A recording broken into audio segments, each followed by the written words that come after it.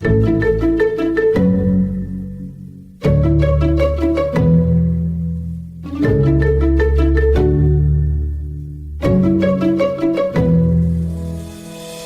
to Business Better, a podcast designed to help businesses navigate the new normal. I'm your host, Steve Burkhart. After a long career at global consumer products company BIC, where I served as Vice President of Administration, General Counsel, and Secretary, I'm now of counsel in the litigation department at Ballard, Spahr, a law firm with clients across industries and throughout the country. This episode is part of our Cyber Advisor series, where we discuss emerging issues in the world of data privacy and security. With its draft rules, Colorado has set forth a new model for state privacy laws. While there are many areas that are interoperable with the California model, the Colorado draft rules include important differences, as well as rules on topics that have been notably absent from California's draft rules. We discuss the highlights of the Colorado draft rules, differences with California, and practical steps for developing a comprehensive compliance plan for all of the upcoming 2023 laws. Participating in this discussion are Phil Yannella and Greg Szewczyk, co-leaders of Ballard Spahr's Privacy and Data Security Group. Hi, everyone, and welcome to Ballard Spahr's monthly webcast of emerging issues in the world of data privacy and security. In our last webcast, we addressed the recent surge in wiretap litigation. Today, we're going to focus on the Colorado Privacy Act, and in particular, the status of rulemaking. My name is Phil Yannella, and I'm joined today by Greg Szewczyk, who is a litigator and co-chair of the Privacy and Data Security Group. Greg's based in Denver, and he's been tracking the Colorado Privacy Act since it was first proposed several years ago. He's going to be doing most of the talking today, as he's been on the ground floor and has a lot of keen insights into the development of this law. As our listeners know, there are 5 comprehensive state privacy laws in the U.S. California, Colorado, Utah, Virginia, and Connecticut. If you poll most privacy professionals, they will tell you that the 2 laws that stand out with regard to complexity and scope are California and Colorado. The CPRA, which is California's law, has gotten the lion's share of attention, but no one should be sleeping on compliance with the Colorado Privacy Act. It contains almost all of the same privacy-focused features as the CPRA and adds some additional nuances that can make compliance broader and more complicated. For example, the CPA has explicit consent requirements for the collection of sensitive data, which is a first at the U.S. state level. The Colorado Privacy Act is also the first state privacy law that applies to nonprofits, which has raised alarm bells among higher eds and other charitable organizations that typically haven't had to concern themselves with U.S. privacy law. The bottom line is that complying with the California law is not necessarily going to entail compliance with the Colorado Privacy Act. The CPA is currently undergoing rulemaking. The Colorado AG issued proposed regulations in October of 2022. Final regulations are expected to be released in the spring of 2023, and the law will become effective in July of 2023.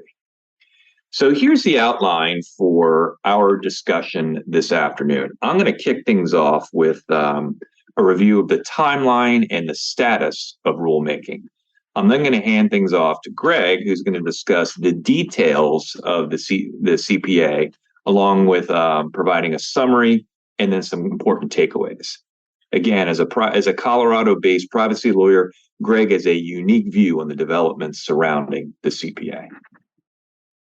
All right, so let's begin with a quick summary of the pillars of the Colorado Privacy Act. The CPA contains the same foundational features as really all of the U.S. privacy laws, as well as the GDPR and other foreign privacy laws. Compliance begins with transparency. Colorado requires that companies disclose the collection, use, sharing, and retention of personal information in simple, clear, and understandable language. The second pillar is consumer choice. Armed with transparent disclosures, the Colorado law strives to empower consumers to make informed decisions about whether to provide their personal data to a website or open an account. The Colorado Privacy Act, like many of the other new laws, also has a heightened focus on dark patterns, which are graphical interfaces that may nudge or even deceive consumers into making certain decisions about the use of their personal information. We're expecting a great deal of focus on the issue in the years ahead. The law also provides for role-based obligations, which are dependent on whether a covered entity is a controller or a processor. These categories mirror the language used by the GDPR, whereas California speaks in terms of businesses and service providers. But the concepts are the same. If you're a company with a primary relationship with an online consumer, you are a controller and have heightened obligations under the Colorado law. If you're a vendor and that the company hires to process data consumers, you are a processor and you have different and lesser obligations for the most part. The important point is that companies can be both a processor and a controller depending on their interactions with the consumer. The Colorado Privacy Act, like all of these new privacy law, adds limitations on the use of personal data. The law provides for opt-out mechanisms so that consumers can prevent the sale or sharing of their data. Consent is required to collect sensitive data, and the law will restrict certain kinds of automated decision-making activities, which will have particular relevance as the use of AI proliferates in the U.S. business community. Lastly, the law imposes data minimization requirements, which has been another focus of global privacy regulators. The notion here is that companies should only collect, store, and use the minimum amount of personal data possible for the minimum amount of time. Now, this has been a soft regulatory requirement for years in the U.S. and certainly a best practice, but there hasn't been any real enforcement. With the passage of the CPA, as well as the CPRA and other U.S. privacy laws, we're expecting that there will be increased enforcement of data minimization requirements. And frankly, we're already beginning to see that as reflected in some recent FTC consent decrees. This is a timeline and status of rulemaking right now in Colorado. In April 2022, the Colorado Attorney General released targeted questions seeking informal feedback on particular issues. Then, in October of 2022, draft rules were released. And in February of 2023, we're expecting that the formal comment period will end. The period right now that's denoted in green highlighting is the comment period. We are in the midst of that right now. And I want to stress that this is a really important time period. Many of our clients, particularly many nonprofit clients, have been asking us the extent to which the Colorado Privacy Act is going to apply to them. And one of our recommendations is for people to put in comments to the Colorado AG. They want comments. They've been explicit in their desire to hear back from the business community. They are considering those comments. And there's every reason to believe that if the comments are well argued and well considered, that they will be reflected in new regulations. So if you have any questions about the scope of the CPA, particularly compliance, particularly knotty compliance issues, we do recommend that you put in a comment. The end of the formal comment period, again, is February 1st, 2023. The effective date is July 2023, and we are expecting to see final regulations from the Colorado AG sometime probably in the late winter, early spring of 2023. This slide just denotes some of the meeting and hearing dates. November 10th, there was a stakeholder meeting that was addressing consumer rights and universal opt-out mechanism, which is an important issue that I believe Greg is going to go into more detail on. November 15th, there was another meeting that was addressing controller obligations and data protection assessments. Very recently, November 17th, another meeting that addressed profiling, consent, and definitions. And on February 1st of 2023, there'll be a formal rulemaking hearing. So that brings me to the conclusion of my portion. I'm going to hand it off now to Greg to talk about an overview of the draft rules and some of the important takeaways. Greg? Thanks, Phil. One thing I just want to mention before we get started is as Phil has just explained, the Colorado Attorney General has made very clear that the office is interested in hearing comments. And what we all expect is that means that the regulations or the draft rules will be changing. So what we're going to do today is we're going to go over some of the more notable rules, some at a higher level, some in a little more detail. We're not going to provide a specific compliance plan for anything, but we're really going to try to highlight some areas where compliance will be different than California, or some areas where the Attorney General has specifically asked businesses, consumer groups, and anybody else to comment. So, we'll dive right in. At a very high level, the Colorado privacy rules are 38 pages long. That might seem like a lengthy set of rules, and in some ways it is because they are very detailed. But the comparison is the redlined version of the CPRA rules are, I believe, 73 pages at this point. So, there are a lot of information in these rules, but they are not necessarily out of what we've seen otherwise. There are 10 general rules with multiple subparts: general applicability, definitions, consumer disclosures, consumer rights, the universal opt-out mechanism, controller duties, consent, data protection assessments, profiling, and accessibility. Although some of these are less controversial than others, as we go through some of these rules today, I think that you can see a few different themes that come through on where the Attorney General's office is really focused. And in a lot of ways, it tracks what we're seeing as a broader trend across regulatory actions and litigation right now. And those areas are consumer consent and having meaningful consent, disclosures of seeing what is actually being done, especially on an analytical level, and profiling. And you'll see that these rules kind of bleed through and touch several different areas of it. In connection with the initial draft of the rules that was released, there was also a formal statement released by the Attorney General's office that, like I said, specifically requested input. It requests input across the board, but the AG listed 9 topics on which he felt that input would be particularly insightful. We'll highlight some of those as we go through, but I'd welcome everybody who watches to take a look and see where those topics are and whether they affect your either your businesses or if you're a consumer advocacy group, how those impact what you see. Moving right into consumer personal data rights, which is Rule 4. In many ways, the specific procedures laid out are not all that controversial.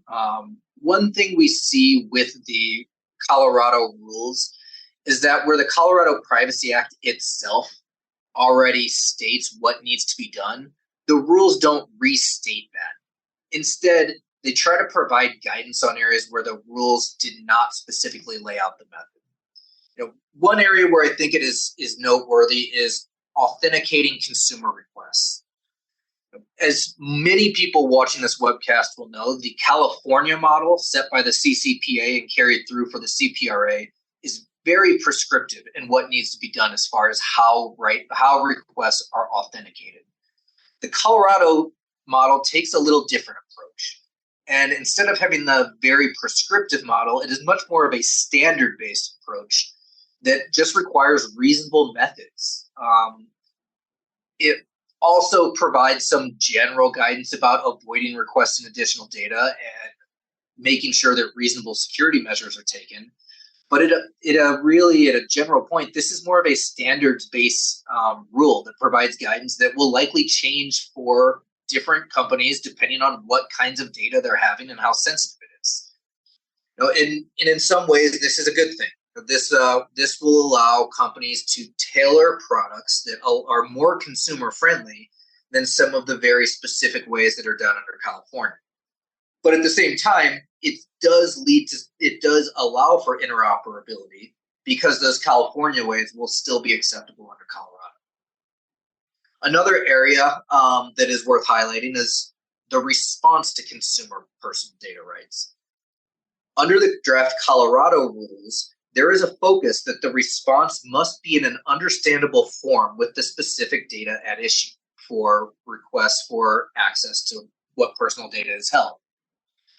Now, as any company that has gone through the process of providing a request to specific personal data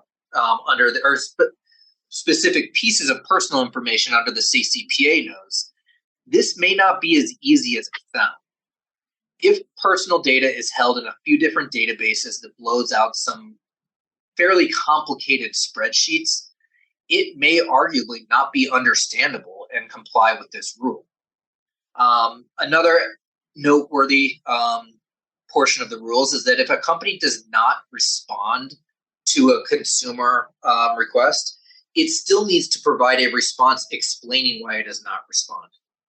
And so, the one area to think of is for companies who are used to receiving consumer requests, if they've received some of the automated systems that send out blasts purporting to exercise rights that are not compliant in most ways, there still arguably could be a need to respond to that to explain why it is not, why the company is not responding. And then the final is notice to processors. Under the CPA rules, a controller that complies with a personal data right request, the controller also has to notify all processors that process that consumer's personal data of the consumer's request and the controller's response. So that's something else that's going to need to be built into any policies and procedures to ensure that that's happening. Now, the last area about consumer personal data rights that I want to highlight is appeals. The rules are actually fairly slim on appeals, but the Attorney General specifically asked for comments on whether or not there should be more rules about appeals, or rather if the provisions of the CPA are sufficient. So, regardless of whether it is a business, an industry group, or a consumer advocacy group, that's something that is very clearly still in play right now. And companies should take a look and decide whether or not they think that this is something where they might want more rules. Moving on to the universal opt-out mechanism, which is one of the more notable areas of the CPA. The universal opt-out mechanism rule is contained in Rule 5, and it has a few different components to it. Unlike so I'll start by saying with the California, the CPRA itself, it could be interpreted as providing more of an opt-out signal that applies to online as opposed to a true universal opt-out mechanism. The current draft of the CPRA regulations operate more like a universal opt-out mechanism. So we may be going into 2023, we may be going towards a world where it is more overlapping than it initially looked like. But what is clear is under the CPA, there is express authority for this type of universal opt-out mechanism. That will include an offline recognition, and maybe one of the most notable aspects is Colorado's rules contemplate a sort of do not call type list. There's still a lot to be done on this area on what the technical specifications will finally be on notice and timing. But one important thing to note is that while these issues are spelled out in the current draft of the rules, they also state that by April 1st of 2024, the Attorney General will issue a list of recognized and approved universal opt-out mechanisms. So companies should be looking at these technical specifications and paying attention. But they should also know that coming down the pipe will be a list of approved universal opt-out mechanisms that they will have to abide by. Moving on to privacy policies, which might be one of the most notable areas where there is a difference from California. The Colorado rules follow a fundamentally different approach than California, and that's a purpose-based approach requiring, and taking a step back, under the California rules, it is much more of an information-based approach. As anybody who has drafted or looked at CCPA and soon to be CPRA privacy policy knows, it is all tied off of the type of information that is collected. And so there are several different categories that are defined by the CCPA, and all of the disclosures are tied to those categories of information, regardless of whether they're being collected for multiple different purposes. Colorado's takes a different approach where it is tied to the purpose rather than just the type of information. And so for each purpose of collection, there will have to be disclosures relating to what types of personal data are collected for that purpose, whether or not those categories of personal data are sold or shared with third parties, and the categories of third parties with whom the controller sells or shares those categories of information. And if you want to hear a little more about why the Colorado Attorney General has adopted this approach, you can both look at that statement that's attached to the draft rules, and you can also go to an event that we hosted with the Attorney General back in September, where he gave a little insight into this. And part of the mindset is that if you share information, the same sets of information, with a company in two different contexts, you could have very different expectations about how that information is going to be used. The example that I've seen talked about that I think makes a lot of sense is if you share your name and email address with a company for the purpose of signing up for a newsletter, you might have every expectation that they are going to market to you based on the fact that you signed up for that newsletter and gave them your email address. By contrast, if you provide a company with your name and email address because you are contacting them for customer service, say that you bought a product in a store and that you're having issues with it, you might not have a reasonable expectation that they're going to market to you based on the fact that you sent in a customer service complaint. And so consumers should get that kind of disclosure to explain how their data is being used based on the context in which they provide it.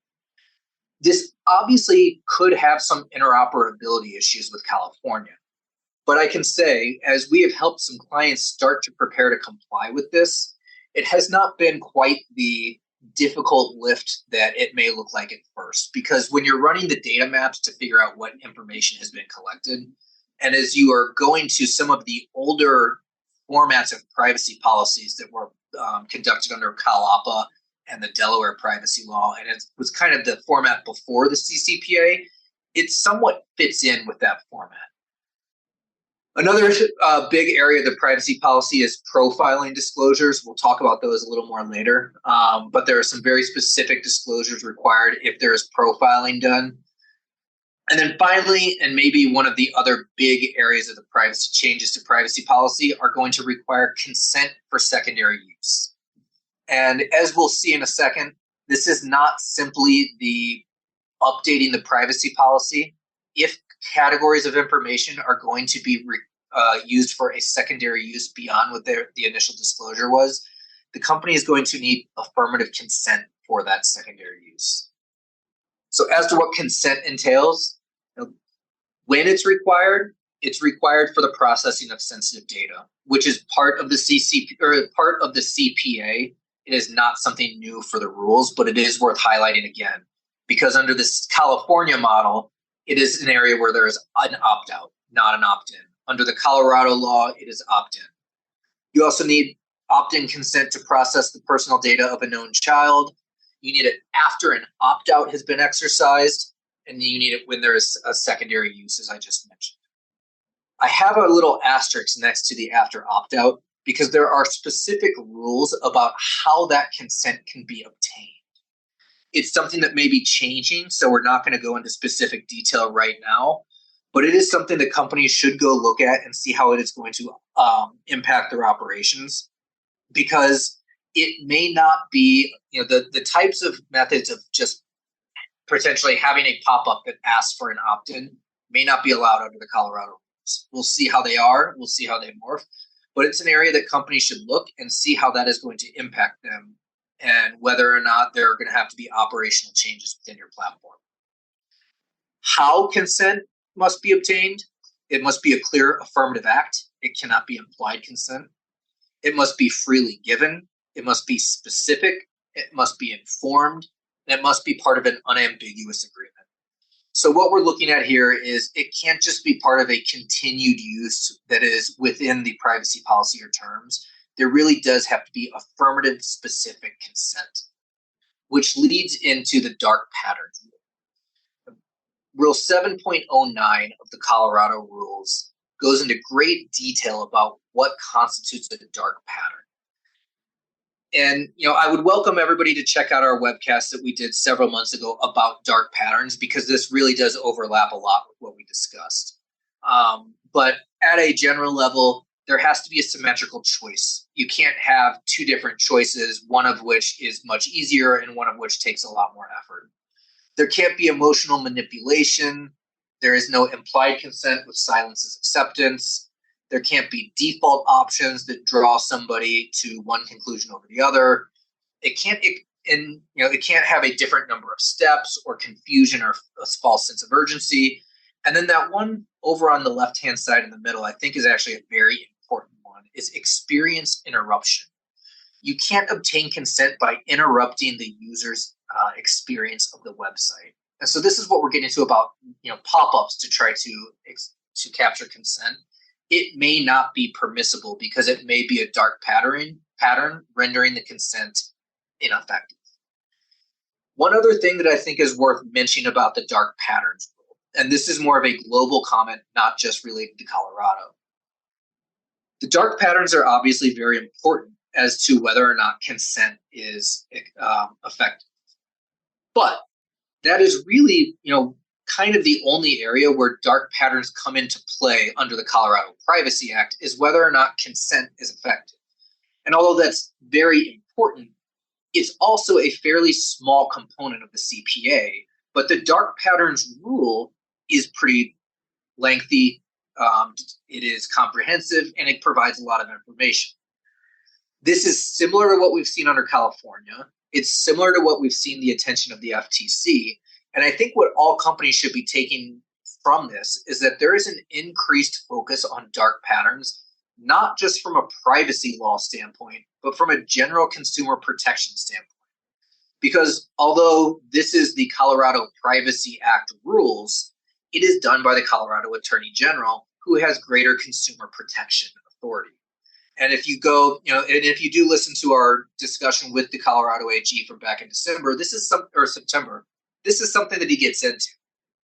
So I'd welcome everybody to take a look at that and take this as an opportunity to do a true review of your platform or your website's interface to take a scan for dark patterns to see if there are broader issues beyond just privacy statutory compliance.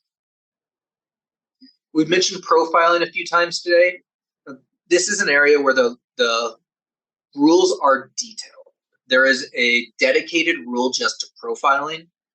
At a high level, you can see the four buckets of what is required in profiling, and that is transparency, an opt-out, consent in some situations, and that it has to be specifically considered in data protection assessments beyond just what is already required, which we'll look at in a second. When it comes to transparency, if a company is profiling in a way that is going to impact, have legal or other types of binding impacts on the consumer, and that is a broadly defined term that can include things like whether or not to make special offers to somebody based on the data you have in your possession or otherwise.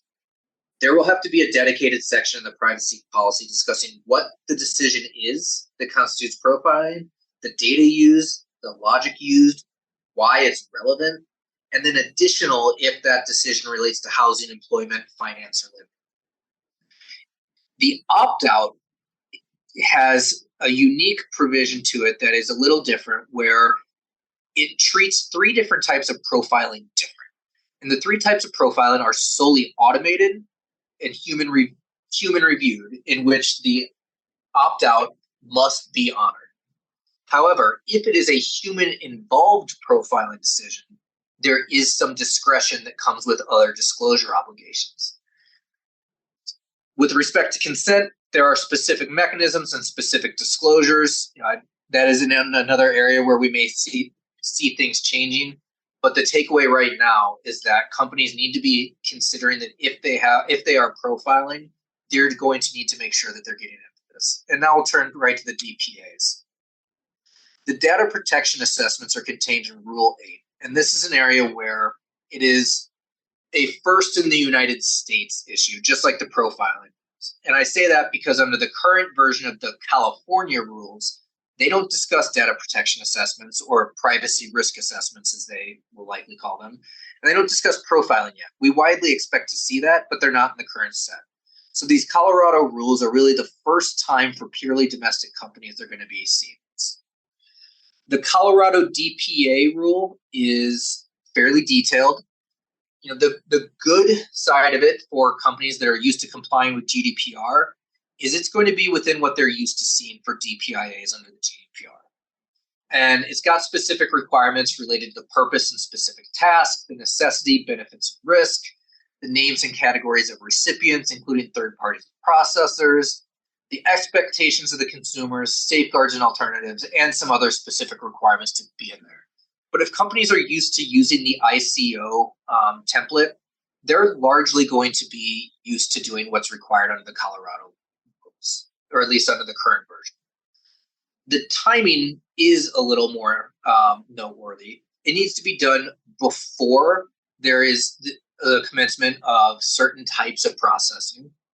It needs to be done periodically, or if there is profiling involved, it needs to be done annually. And then the other is when there is a material change in the level of risk.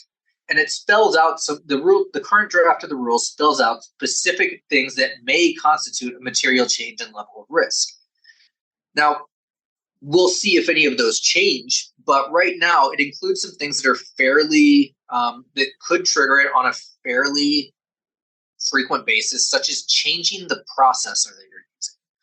It won't necessarily, but it's important to make sure that whoever at a company is in charge of overseeing DPAs is aware when processes are changed. And at least the way I read the current draft of the rule is that if you are changing from, say, Salesforce to AWS as your processor for some types of data hosting, it wouldn't necessarily require a complete review of your DPA. But if you're switching from Salesforce or AWS to a very small vendor that doesn't have the level of data security, it might require it. So it's something that companies need to make sure are built into their processes to make sure that it is getting on the right desk when certain decisions are being made. And another thing to make sure that everybody's aware is that these DPAs are going to be subject to Attorney General requests. So ensuring that they are done correctly, that they are done not just as a rote process that are siloed off from legal or compliance, but they need to have the eyes of legal and compliance on them to make sure that they are justifiable from a legal compliance standpoint. As Phil mentioned, data minimization is a big part of the Colorado Privacy Act. It's also a big part of the rules. I have the rule up here on the screen, not so much because it is drastically different from what we have seen in other contexts, but because I just want to highlight the growing importance of data minimization. As many companies will know, the FTC recently announced a settlement with Drizzly over the data breach that Drizzly suffered a couple of years ago. And while in many ways the data breach itself was nothing new, the settlement was in that there was a specific allegation that Drizzly failed to minimize the data as it was supposed to. Essentially, they thought that you can't lose what you don't have, and they should not have been maintaining this data as long as they did. And so, I just want to highlight how important this, the data minimization requirements are in the CPA and all the other 2023 laws, especially because it may come into play more in the context of data breach litigation and enforcement actions. Loyalty programs are another area where the AG has specifically asked for comments. Under the current draft of the Colorado rules, companies are allowed to offer bona fide loyalty programs, which is a defined term. They can discontinue the loyalty program after the right to delete if it's impossible, and opt-outs can also impact the eligibility for the program. But if a company wants to take this route, it will need to include several specific disclosures in its privacy policy about what the loyalty program is, how it's using data, and other specific issues. I'm not going to get into all of the specific details now because, again, this is an area where the AG has asked for guidance. But if you are a company that is using a loyalty program, you should assess how this is going to impact your loyalty program, how feasible the disclosures are, and if you think it may be worth submitting a comment as to what you might think would be a better revision to that. So just a couple quick takeaways.